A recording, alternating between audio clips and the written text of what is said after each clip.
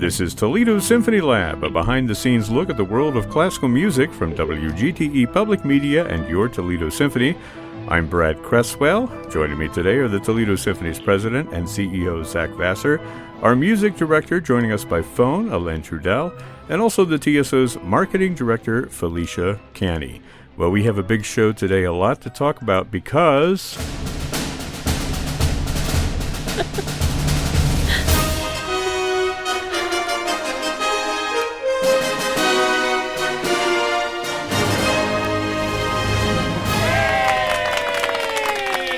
I know that was a little longer than I intended, but, anticipation is what it's all about. We have all these people in the room. We might as well enjoy them. Yeah. This is the big season reveal.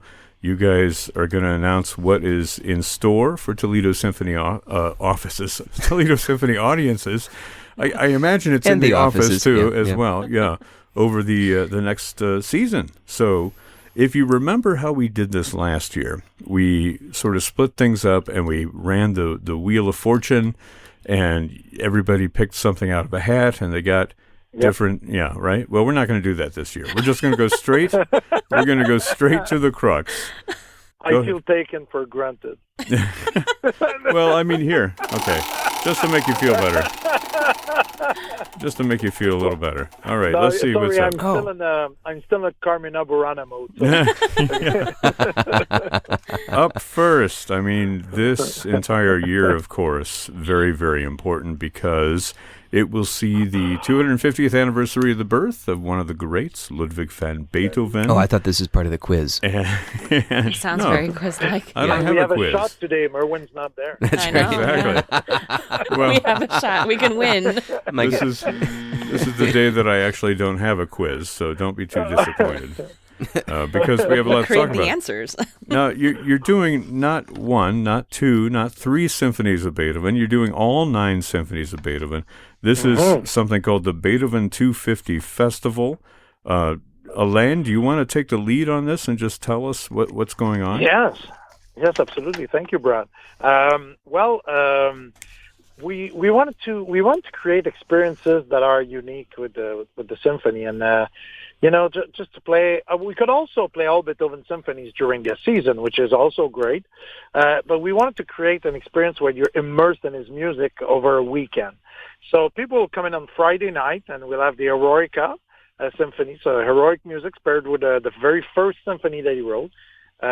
Which has the guts of starting on a dominant 7th, but that's really interesting. That shows his colors right off the bat. And then the next day, on Saturday, people come in and we'll have the Pastoral paired with the 8th in the afternoon. And in the evening, we'll have the 2nd with the 5th. And then on Sunday, when people come over, we'll have the 7th, which is the celebration of the dance, paired with the beautiful 4th Symphony, which is a lot of based on chamber music.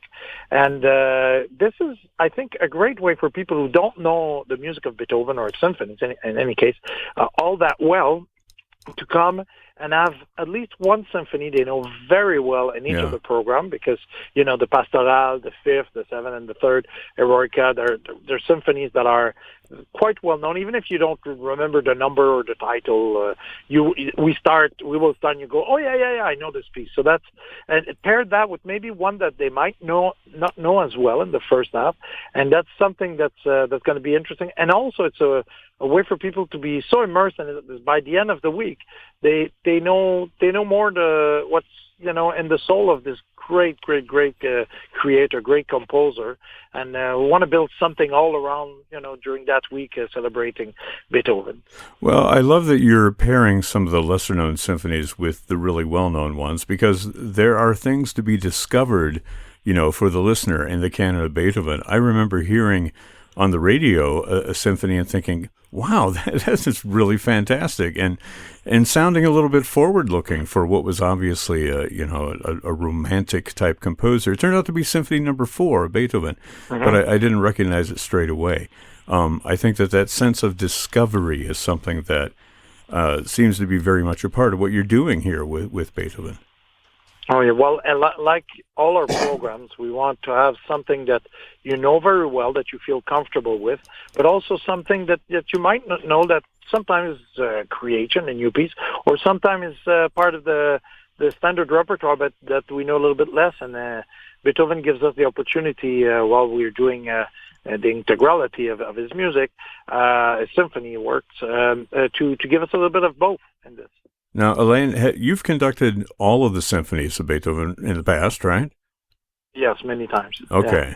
Yeah. They're like old friends, I have to say, and really, I mean it as old friends, because like an old friend, if you don't feel so good, or if you feel alone, or if you're a little sad, or you need comfort, I know it sounds bizarre to say that, but you just pick up music of Beethoven, pick up a score of Beethoven, just that second movement of the Pastoral Symphony. I know I have a friend somewhere that's thinking about me. I'm not talking about Beethoven. I'm just talking about life, like I know I have some friends somewhere. You never feel alone. I mean, you feel that his music, not him, but his music takes you by the hand when you need to. So, yeah, they've been great companions to me through the years. Well, not to pin you down, but I want to pin you down. Do you have a favorite, one that perhaps resonates with you the most? No problem. Yeah, my favorite is the Eroica. Oh, okay. The Heroic. No, of course. I love all of them. I love all of them equally, but a little bit more equally the Eroica. That seems to be one that I've heard from other conductors in the past. They really gravitate towards that Symphony Number 3. There's enough drama in there. You have so much in the funeral march that's just kind of bubbling and waiting to explode, and then you have that great fanfare at the end. But as a trombonist, which one is your favorite? As a trombone, there's trombone in 5, 6, 9. Yeah. So it has to be one of those. 6 is you play like 6 notes. No, you play about 15 notes. No, let's not get carried away. It's at least 15. But no, I loved playing the fifth a lot when I was a trombone player. I still am, actually, sometimes. It's funny, sometimes it comes out like that. I didn't mean when I used to be, but you know what I mean. When I used to play in the orchestra, there you go. It doesn't matter. I mean, as a trombone player, my favorite was still the third, even though there's no trombone in it. It's just, what really speaks to me in that one is the fact that there was so much, it was the illusion and the disillusion at the same time, Yeah. One of the coolest things I think that we're doing with this festival is we're doing 8 symphonies in 4 concerts in 3 days. So, Alain, one of the things that I've heard a lot about is that people are really excited about how it's all packed into one really exciting weekend. What does that require from you as a conductor to keep basically 8 symphonies in your mind at the same time? I mean, have you done something like this before? Yes, I have, actually. And I've also done this year a mix of symphonies and concerto, which is also quite challenging because, the orchestra has to go in the role of chamber music, and then right back to the symphony. And a lot of they're more difficult to pair because the piano concertos are like often in either C or E flat or C minor or D minor, and it's difficult to pair. Like, for example, we did the Emperor, which is an E flat. We did it with the Seventh, which is an A. So it's a good thing we had a break in the middle because I have the tritone between the two words. It was for the musicians. It's an incredible challenge, even more than for the conductor. My job is to keep everybody fresh, keep everybody moving forward, keep the interpretation full of vigor and also, on point and to the point, actually, in each of the symphonies, which is a challenge because as the weekend gets longer, by the time you're playing your fifth symphony, not the fifth, but the fifth that the people will be playing, people kind of will get tired a little bit. It's a very, very, very big challenge for the players. Yeah. In any orchestra. A tour de force. It's a big challenge. Yeah, it's a tour de force. But you know what? It's for us, it's great because it gives us a chance also to have a residence all of the first weekend of Valentine. And play this music in the Valentine, which is a good size hall for the Beethoven symphonies. I mean, I wouldn't do a Mahler cycle there, but for Beethoven, it works quite well. I want to jump in here and say a few things about the Valentine. So we've talked on this show about the benefit of putting this new shell and some of the acoustic enhancements we've done at the Valentine. I would say, Alain, and you tell me if you disagree, we were surprised at the beginning, not only how great it sounded, I mean, it sounded better than I think we all expected, but by the number of people that we could actually fit on the Valentine stage in its new shell. And that really opened up the repertoire to us to not necessarily do Baroque and classical, maybe early romantic works, but really to go all the way into romantic and contemporary repertoire for things like Tchaikovsky symphonies or Dvorak symphonies.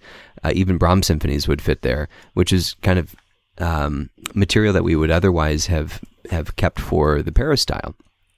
And I think, we typically have our Mozart series at the Valentine and our Masterworks series at the peristyle. These changes, I think, made it really blurry as to what was a Mozart program and what was a Masterworks program.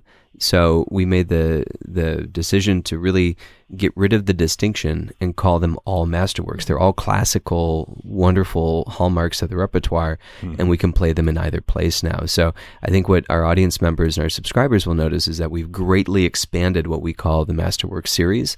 It has a lot more weekends of music, and some of those concerts are at the peristyle, some are at the Valentine, but it really kind of puts us up there with any other major orchestra that has, 20 to 30 weekends of classical programming. Yeah, and I want to talk about some of the specifics, aside from the Beethoven concerts of the Masterworks programming. But before we get to that, let's change it up a little bit and send it over to Zach to talk about these spotlight events, because these are very popular events, not just with core Toledo Symphony audiences, but also with people who are attracted to the headliner and all of a sudden discover the wide world of symphonic music. And it's so exciting to bring these spotlights into Toledo. It's something that we've been doing a lot more in the last couple of years. It matters to me because we're sharing a great win with our audience and with our orchestra. These performances, usually sell out. I'm trying to think of one that hasn't. But you think about we started this with Renee Fleming. We went up through the Indigo Girls and Kathleen Battle and Audra McDonald and Queen Latifah and the big Star Wars spectacle at the Huntington Center, up through Itzhak Perlman and Ben Folds. This year, we've put a lot of activity into these performances, and they really showcase the best of what our current musicians are offering. So going into next year, we know that we've set ourselves up to have a very high bar to meet, but I think we've done a really great job in bringing 3 spotlight performances to our concerts next year. The first will be in September. We're bringing this wonderful musician named Rhiannon Giddens in. She's a MacArthur Genius Award recipient. She's an opera, classically trained opera singer, who does a wonderful podcast. If you aren't listening to Toledo Symphony Lab, I would encourage people to listen to Aria Code, which is produced by the Metropolitan Opera. And WQXR, I think, in New York. Yeah, that's right. That's exactly right. Where she dissects famous moments of opera with a hilarious panel of contributors. And but to most listeners, she is known as the founder of the Carolina Chocolate Drops, this really incredible roots music Americana group that I first saw up in Ann Arbor at the Arc, or maybe at the Michigan Theater. They're just an amazing group of musicians, and have really focused on what songwriting can mean now and for music that was written quite a while ago, and going all the way back into some of the classical repertoire. So I'm really excited to bring Rhiannon to Toledo. We'll be presenting this as in tandem with the University of Toledo's Shapiro Lecture Series. So Rhiannon will do the Shapiro Lecture at University of Toledo the night before, and then do our concert the next night. So it'll be really great to kind of kick things off with that. I mean, she really is a spectacular example of somebody who is rooted in the classical world and maintains her roots there, but also has done so much into folk and indie and popular music as well. Real personality, I think. And she happens to have just a most magical voice. Yeah.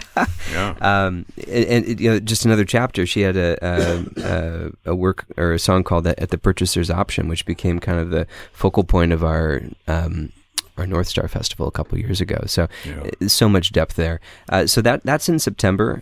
In November, a couple months later, we'll be at the Peristyle with Bernadette Peters, who'll be making her TSO I've debut. heard of her. Yeah, she's a great star of the stage. She just wrapped up Hello, Dolly. Before that, Annie, Get Your Gun.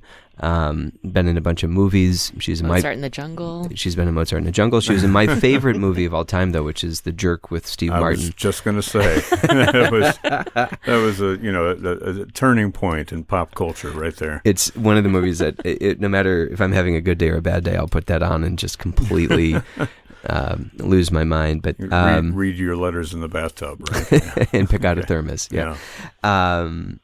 So we're very excited. Bernadette's been a name that we've been trying to bring to Toledo for quite a while, and I'm very excited that we finally secured her. And then our third spotlight will be in February on Valentine's weekend. Can't wait. Felicia is very excited about this. We're bringing Boys to Men to perform with us at the Peristyle. Yay. And we did a concert with Boys to Men several years ago. April 19th. 2014, I think. Not that anyone's counting. But, we've gotten so many letters from our audience to do that show again. I feel like there are a lot of people who were there who want to see it again. And it's the one that people will always tell me they were there. I think more people have told me that they were at that concert than actually could have been at that concert. Were you there? I was not there. Oh. So I was not there either. Can I add something? Yeah, go for it. So, we announced all these wonderful work that we're going to play with the orchestra on the classical side of things, like Beethoven, Strauss, Mahler, and to our orchestra players the day before, because they're the ones who learned about it the first. And by the end, we said, oh, yeah, and we have this, and then we have Boys to Men. And the biggest cheer from the orchestra was for that show. so people have been waiting for it in the audience, but in the orchestra as well. It's very true. There, a couple of our musicians, I think, were already finding out how to get their tickets because they were just so excited to bring some friends along. So Boys to Men, just a... one of the more historic now. It's interesting to think of it this way, but they've been singing for a while now, and they've really cemented their harmonies and their vocals and their style. And I just can't think of a better playlist for Valentine's weekend. So it's going to be a really special night in the Peristyle. So that'll be, I think, a great way to kind of wrap up the Spotlight series. Yeah, wonderful. Okay. This is actually the long spinning wheel. All right. Let's talk about the Masterwork series. We touched on it a little bit with the Beethoven symphonies that are part of that. You've also got Mozart programs. You said you're folding into this umbrella as well. So these are different concerts at different times of day in different venues throughout the season. And maybe Zach and Elaine, you want to jump in there and tell us about some of the different highlights of the series. Elaine, I would love for you to talk about the Tragic Destiny program, because I think it's one of the most interesting programs you've put together. I was about to suggest that one. So, the Tragic Destiny, so you have to know that our great absentee, Merwin, and I, when we planned the season, and of course with Zach and with the committee, but usually we start, Merwin and I, throwing some ideas out there. And I always want us to have each concert is an event. I know it's a series. I know everybody comes to the same place to hear the same orchestra, but they should feel it's something very, very different. We prepare. It's like you go to a restaurant, but you're not always going to have the same specialty. It's whatever we have, the idea that we have for that day. So the Tragic Destiny, it came like, it's interesting how programs come together. We wanted to have, we did most of the season, we wanted to have a Strauss on our program. We said, well, it'd be nice to have Don Juan, and we thought like, yeah, but, people serve Don Juan, Don Giovanni in a way that usually, it's kind of funny, it's kind of more about him being... going after girls and that kind of thing. And actually, you have to think about his destiny. The guy ends up and he just actually never was able to love. That's his big problem. It's quite tragic. So we're thinking, wow, we never think of like Tragic Destiny. So we thought, okay, what else? And I'm a big, big fan of Dr. Atomic, the opera by John Adams. And I said, well, there's a symphony that's Dr. Atomic, and imagine, oh boy, okay, yeah, that's very tragic also. So we said, okay, and we were looking for some Brahms. I said, we both said, tragic overture. So we have all these different outlook on how a tragic destiny can be. But then we said, well, let's put something that maybe, people know really well, maybe not know the name, but that people know very well. So we took selections from Spartacus by Cacciatore, which, maybe people they'll know the film, but they will start playing and they go, oh yes, I know this really well. So it's one of those programs. We always have one or two a year where it's a program, an extremely colorful program that doesn't have the typical overture, concerto, symphony. We do a few programs like that in a year. We had one year where we had Firebird, and we had the tuba concerto, and we also have some Rimsky-Korsakov, and we try to have concepts that go with those particular programs so that people can follow the different how do you say that, tram, which is for us that was a program we really like, and it's a program you won't hear anywhere else. Yeah. Can I throw another one in there while we're there? Sure. Okay, thanks. Out of the same idea, there's this program with Scheherazade, which is one of audience favorites, but that's also, we do our own survey within the orchestra as well. And when we surveyed the orchestra, we said, what's the piece you would like to do, pieces that you would like to you haven't done for a while. Scheherazade came out, and I thought it was funny because last time it was by this guest conductor that we had about, 8-9 years ago. Some trombone player. Some trombone player. Yeah, right. You could have had Boys to Men do Scheherazade as well and put the two concerts together. It would have been a symphony favorite. All kidding aside, when Alain Trudel was a guest conductor to us in 2009 or something like that, it was with Scheherazade. So this holds a special place in your heart then. Well, it's interesting because we haven't done it since. So the musicians really wanted to play that piece. But Merwin and I said, well, it's a great work. The audience loves it. We like it very much. But, we have to pair it with something that's really meaningful. So we came across this piece that's called Adrift on the Wine Dark Sea. So it's a story about, people trying to cross from Syria to cross to safety, the river there. And, Scheherazade is also about the shipwrecks and the legends of that. And this is, we listen to the piece because, it's one thing to have a good idea with a title, but then you put the music in it. Sometimes it makes no sense, or the music sounds great and you don't know how to fit it in the program. But from the first note, it's actually a clarinet concerto. And we have it by the guy it's dedicated to. His name is Kinan Azmeh. And this is a wonderful piece. You start, it's a story.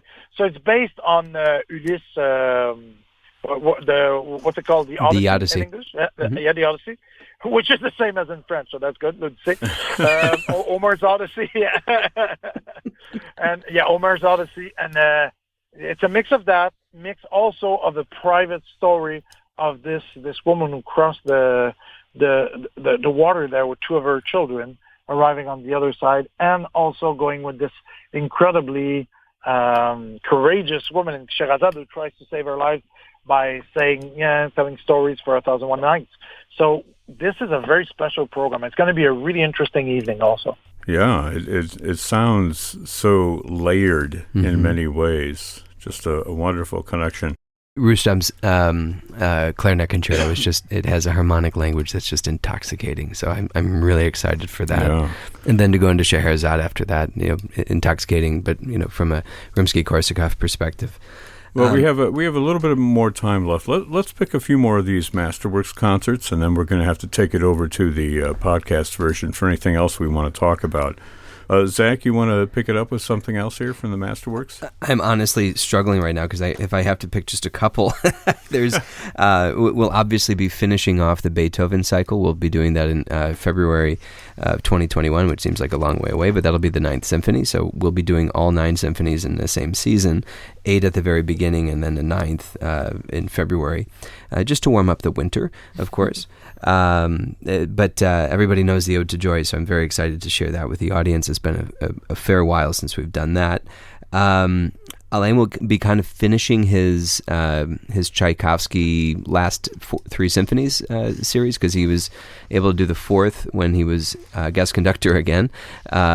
He did the sixth in his first season, and Alain, you'll be finishing that trio with Tchaikovsky's fifth.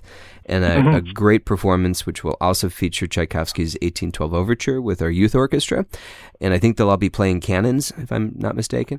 But also Bartók's Violin Concerto, number 2, which is a great piece. Do you want to talk a little bit about the violinist that you're presenting? Yes, Kirsten Leon. Yeah, is the type of violinist type of musician that comes very rarely. He's won a bunch of international competitions. He's very, very sought after already. But it's a type of musician that if you can catch him now, you're going to say, I heard him first, on the big American stage. So I worked with him a few times already. If anybody's really curious, we have a little game that we played with Jardas that you can find on YouTube. Is the two of us playing back and forth, trombone and violin. Wow. Yeah, well, speaking of brass, don't forget Canadian brass is coming. Yeah. So but they're going to be a little bit. They're going to be do a little bit of what they do, but also some more serious side of Canadian brass, and still a lot of fun. But I wanted them to play something different, a concert that you would only hear in Toledo. So that's one big program there. If I can add one more before Zach takes it over, but it's just you were talking about the size of the stage at the Valentine, that we're quite surprised on how good and how it sounds and how big we can do. A great way to come and verify for yourself is the program that's called Postcards from Prague, where we have Mozart Prague Symphony and Dvorak beautiful 7th Symphony. Yeah. That Dvorak, and that's a big orchestra to put on that stage there. It's not big like Mahler, but there it's going to be, and we've already rehearsed with a big orchestra, and it sounds very good. But Dvorak, it was the only work that it took him a lot of time to write. He struggled a little bit with the writer's block, which is the only time in his life. And it's interesting because it came out as his best composition ever. Well, Alain just mentioned this magical word that I've been waiting for the whole time, which is Mahler.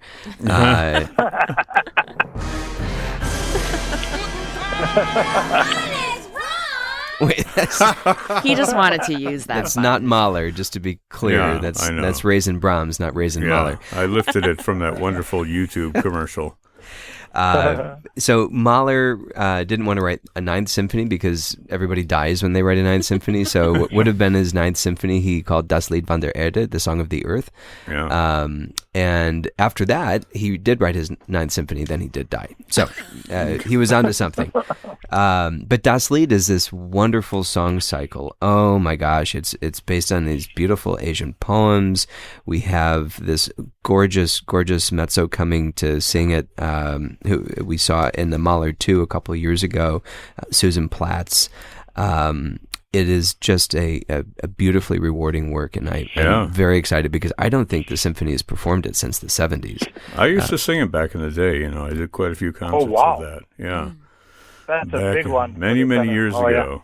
And I also used to live underneath Tandun, so this is like my concert here. Yeah, well, so the Tandun, you might remember when we had our Water Concerto podcast, Jordan Worth was in here playing all those wonderful instruments and water. We did that as part of the Momentum Festival that year, but it was such a magical experience. We were thinking about Das Lied von der Erde and then having this idea of the Earth. It's around Earth Day, the concert will be, and the concept came up to repeat the Water Concerto, this time at the Peristyle, because we didn't do it inside the last time. We did it out on the waterfront. So this will be Tandun and Mahler coming together to really celebrate what we're calling Songs of the Earth. And I think that'll be really special. Yeah, again, a great stroke in programming there. Yeah. We are very excited to bring Haydn's Creation to the Rosary Cathedral. We'll be doing that with Giordano Bellincampi, one of our favorite guest conductors, and also assembled choruses from Bowling Green.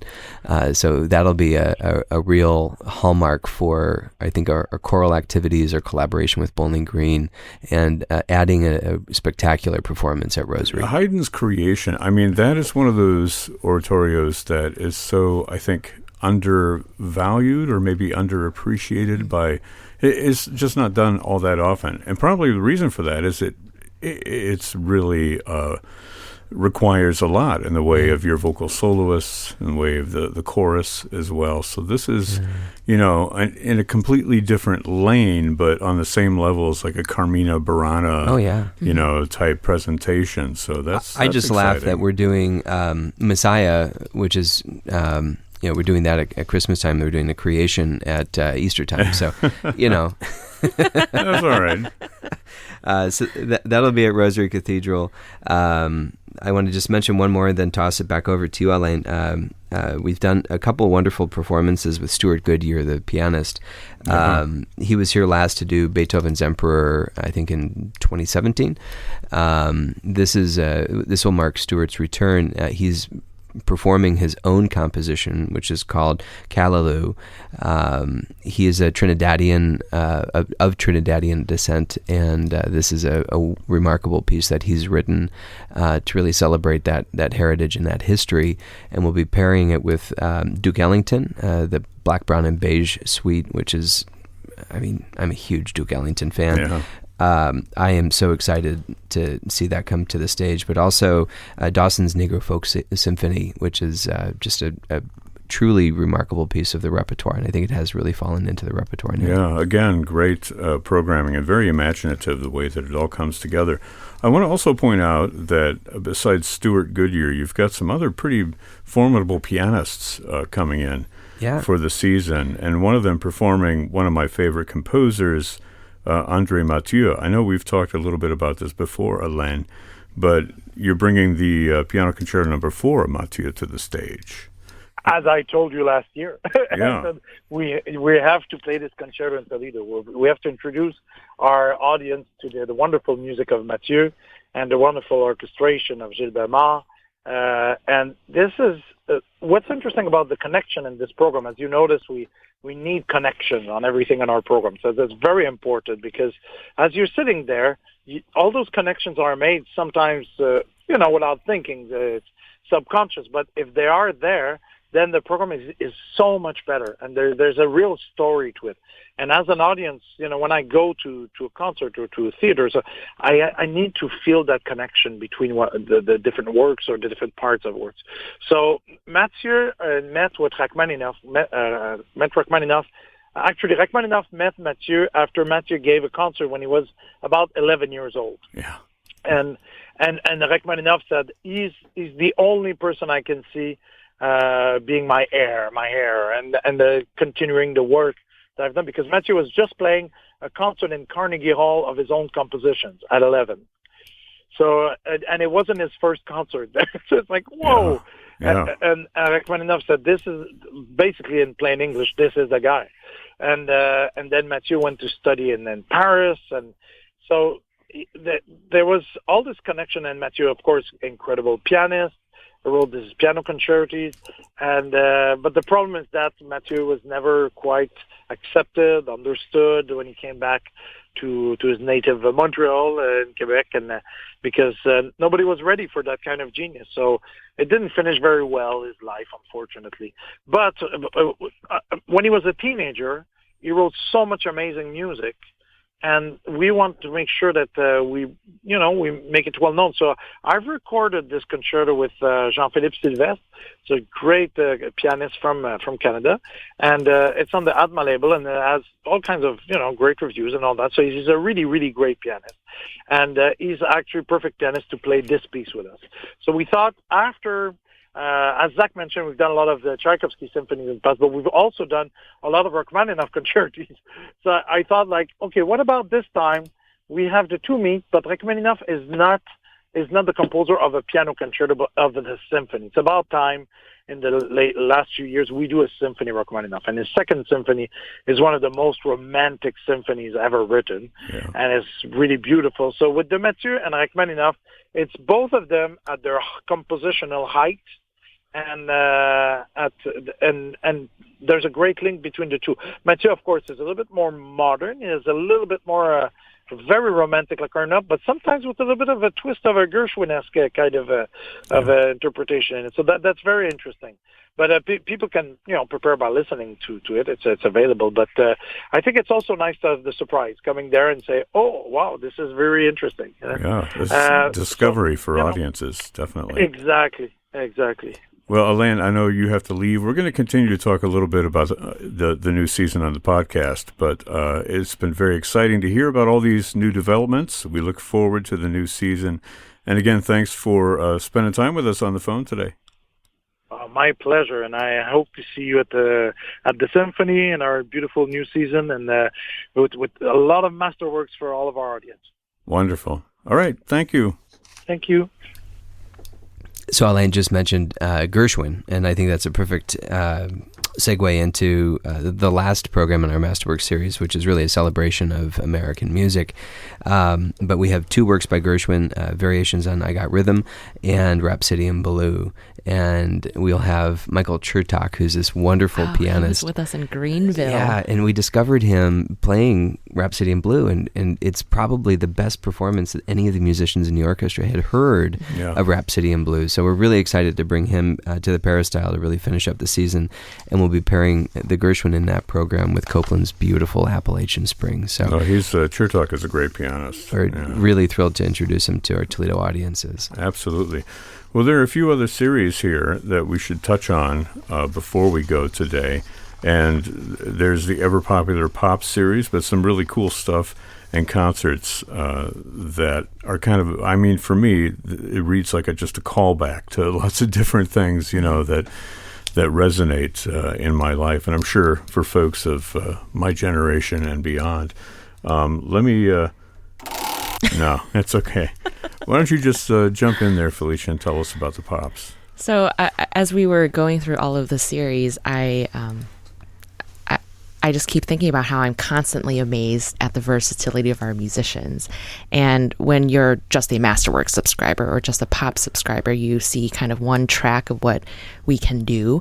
But if you take a look at all of our upcoming events and everything kind of combined as it appears chronologically in the season, it's a lot of programming, and it's all intermixed. And our musicians often go from like a Masterworks type concert to a neighborhood concert and to a pops concert.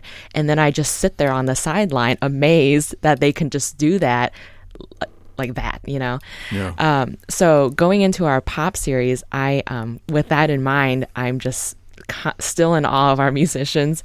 And in October, we're going to be bringing an artist who you may know from the 1980s, 90s, 2000s.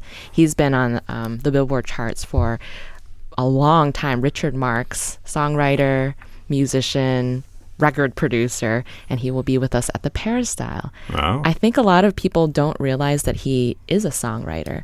And in more recent years, he's written great hits like Dance with My Father by Luther Vandross, performed by Luther Vandross, music performed by Keith Urban, the big country star, and even the boy band NSYNC. Anybody?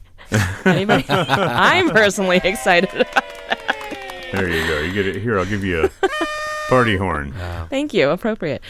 It is. And then over Thanksgiving weekend, we're bringing another multi-talented artist. You may have recognized him on Entertainment Tonight, and he still does like a radio show, Intelligence for Your Life. John Tesh, pianist, singer, will be with us for a holiday special over Thanksgiving weekend to kind of kick off the That's whole amazing. holiday season. Yeah, that's like late night TV came alive on the stage, Exactly. I can't wait for that one. No, but seriously, though, that'll be fun. I hear he's an incredible entertainer. Oh, yes. Right? I think he'll have great stories from probably his time, like on the TV show covering the Olympics. I imagine that there's going to be a lot of storytelling in conjunction with the music. We're going to probably pull out all of our piano books at home and go through it as well. And then moving on into 2021 in January, we're doing another film with orchestra play along at the Stranahan Theater, and this is Mary Poppins in concert. I can't wait. I'm so excited about this. Fantastic, yeah. I was telling everybody before we started recording that my daughter and I have been watching Sound of Music a lot recently. I think we watched it 3 times in a row in 1 week, and then we flipped over to Mary Poppins because it popped up next. And so to speak. Yes, yes. And she wanted to see it right away, but I had to hold her off and tell her that, no, honey, January 2021. Yeah. Save the date. She wanted you to make that concert happen right there. Yeah, I mean, I can pull some strings, but not a lot. That's a pretty big string. Yeah. Maybe you can help me, Zach. That'll be so much fun, though. I mean, folks who have so. attended the other film concerts that you guys have done, Yeah. West Side Story, Star Wars, all that stuff, it's really exciting. And even if you know and love this movie, it's a completely different experience to hear the score, the underscore, the music performed live in the hall. I'm sure we'll have a podcast about that closer to that program, but there's a fascinating story about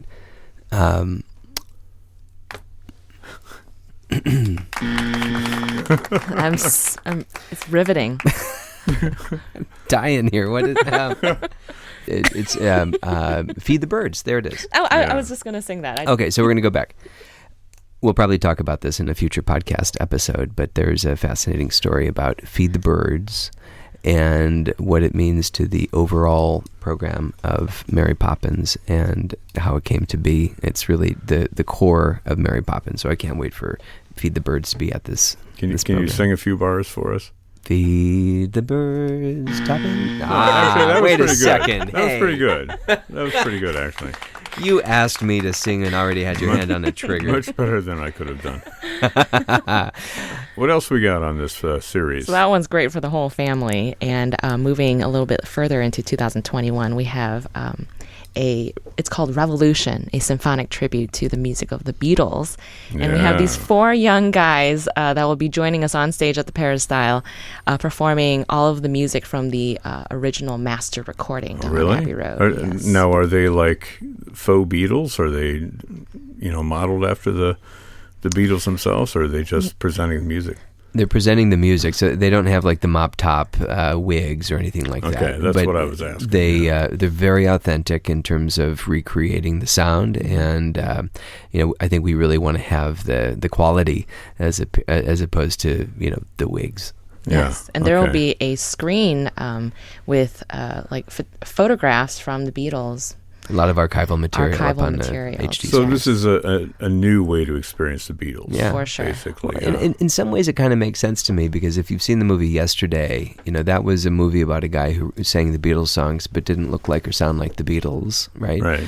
And as we think about audiences going forward, the more we're putting people into narrow suits and funny hair, wigs, I think we are probably doing a disservice to the music. Yeah. My opinion. Oh, very cool. It sounds like a great experience. I'm looking over here and seeing a couple of other concerts left. We got to hit those as well. Yes. Go, Felicia. So, of course, we can't go into 2020 without the 2020 decade without paying homage to the music from the 1920s. So Carl Topolo, conductor and, of course, clarinetist, will be bringing his Roaring Twenties show back and bringing along with him a big voice from a few years ago. We presented him as well. Connor Bogart O'Brien will be joining us for the Roaring Twenties. Wow. Very excited for that. All that jazz. Yes, all that jazz. All that jazz. It's going to be really fun. Maybe some bathtub gin as well.